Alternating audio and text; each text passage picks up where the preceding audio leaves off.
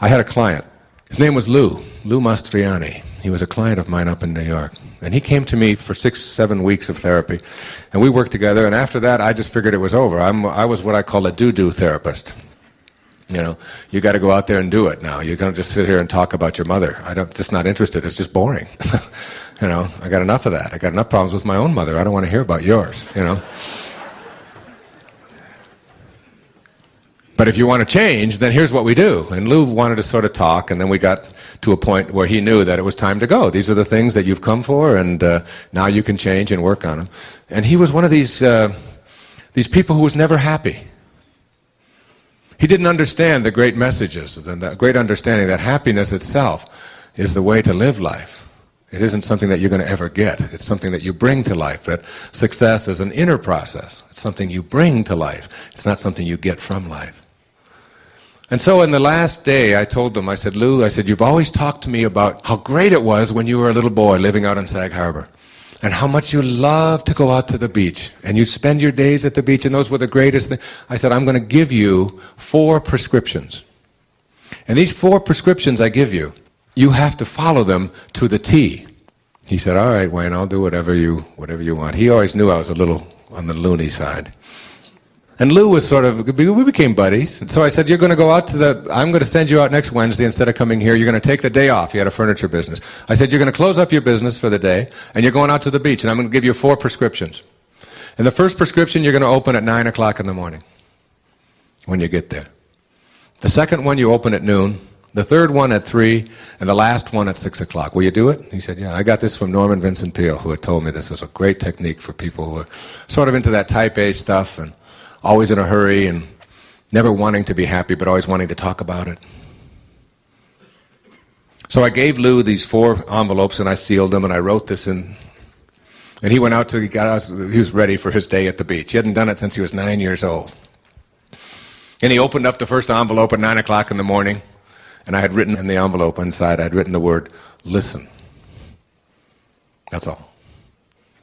And for 3 hours, he had to walk up and down the beach and just listen. Just listen to the birds, to the ocean, to the wind, to all the beautiful things that the beach has to offer. Just be there in the moment. And he did that for 3 hours. And then at noon, he got to the second envelope, and I had written in there, reach back. And then there was a poem that I had put on there by James Cavanaugh, which I have in my parenting book on raising kids. It's called Little Boy, I Miss You. God, you guys could listen to this. James Cavanaugh wrote it on his 45th birthday, the day his brother died, who was only a year older than him. Some kind of nervous, crazy disorder. Goes like this. Little boy, I miss you. With your sudden smile and your ignorance of pain, you walked through life and devoured it, with nothing but misty goals to keep you company. You wandered through quiet woods with friends, and you were startled by a shuffling porcupine. Your heart beat mightily when you chased frogs and caught one too big for a single hand. There was no time for meaning. A marshmallow gave it on a sharpened stick. A jackknife in your pocket gave you comfort when your friends were gone. A flower hidden in the woods behind an aging, shriveled log. A dog who licked at your fingers and chewed at your jeans. A game of football that you didn't expect. A glass of cider. A cricket's cry. When did you lose your eyes and ears? When did taste buds cease to tremble? When's this sullenness, this mounting fear, this quarrel with life, demanding meaning? That mounting fear is leisure's bonus, and it's the pain that forbids you to be a boy, be a girl. I had Lou think about that for 3 hours. Reach back, and don't let an old person move in. Don't let a tired person move in. Don't let a sick person move in. Not into this beautiful form that you inherited. And at 3 o'clock, I had written on there, as he opened the envelope, re-examine your priorities, which I'd encourage all of you to do. Who are the most important people in your life? Who are they? What would you do if you had 6 months to live and you knew it? How would you spend that time? Who would you be with? You got kids and you don't have time for them because you're too busy? Be with those kids. Teach them how to play ball. You're not raising grass, you're raising kids. Be there for your wife. Tell her how much you love her. Send love out wherever you can, and you'll see the success that you're chasing so desperately come jumping into your life. Re-examine your priorities. Walk as you talk. Be there for the people you love, and you'll see your business and everything else growing.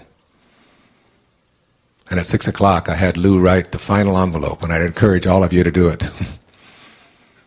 I said, Lou,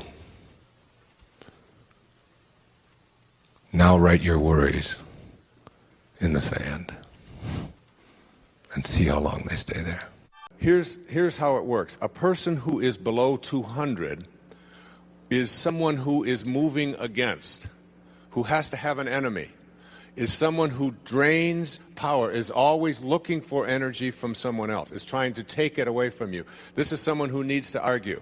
This is someone who needs to prove a point. This is someone who needs to make you feel worse about yourself. And generally when you're in the energy field of someone below 200, when they leave your energy space, when they leave the field that you are in them with them, you feel worse about yourself.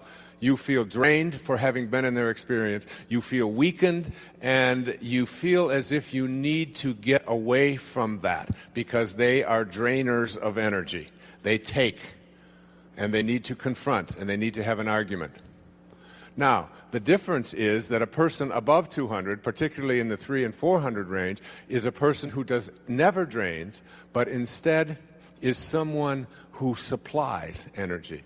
And when you're in the energy field of someone like this, they make you feel better about yourself. You not only feel better about yourself, but for having been in the presence of that person, you feel energized rather than having been depleted of your energy. Do you see the difference?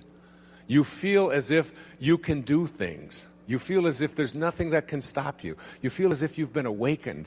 You feel as if everything is going to work.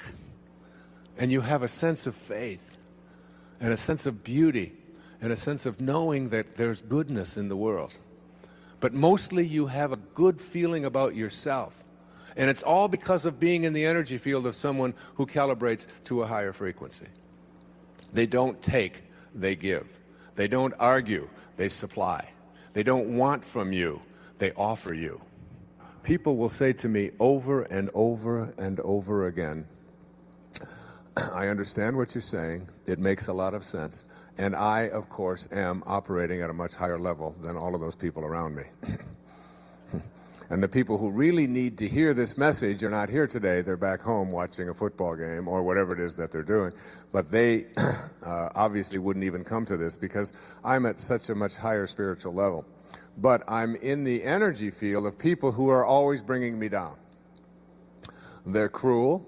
They're nasty, they're inconsiderate, they're not compassionate, they're vicious, they're hateful, they're any number of things that I don't want or can't tolerate in my life. And they bring me down. You've heard it, you've said it. They bring me down. My husband doesn't understand me. My boss doesn't get it. The people around me don't get it. It's a lousy, hateful world out there. There's a lot of people out there who are mean. There are a lot of people who are represented by those people that we quote call our enemies and so on. And I'm in that energy field and I can't help but being brought down. And I always ask myself, and I respond to that with imagine how Jesus would respond to such an observation. Like, I don't want to be over there with all of those thieves. You know, I can't go over there. I just can't be around them because they just bring me down. And you laugh because it's too absurd. Those prostitutes over there, they're just filthy. Those are just people that, they bring me down, so I stay away from them. I don't want to be around them. That wasn't his way. And I suggest to you that the reason that people with lower energies bring you down is not because it is them that are bringing you down, but it is because you join them in responding to them with the same energy that you despise. So if someone hates you and you hate them for hating you, you have responded to force with a counterforce. Anything above 200 is power. It's empowerment. Anything below 200 is force. If you get angry at somebody for being angry at you, if you get upset with somebody who is upsetting, if you get hateful towards someone who is acting hateful towards you, in your thoughts or in your actions, that is what it is that is bringing you down. But if you learn something else, something that St. Francis taught us in this prayer of St. Francis, this prayer isn't just a Catholic prayer. The prayer of Francesco is an 800-year-old technology for spiritual problem solving. Indeed, there is a spiritual solution to every problem.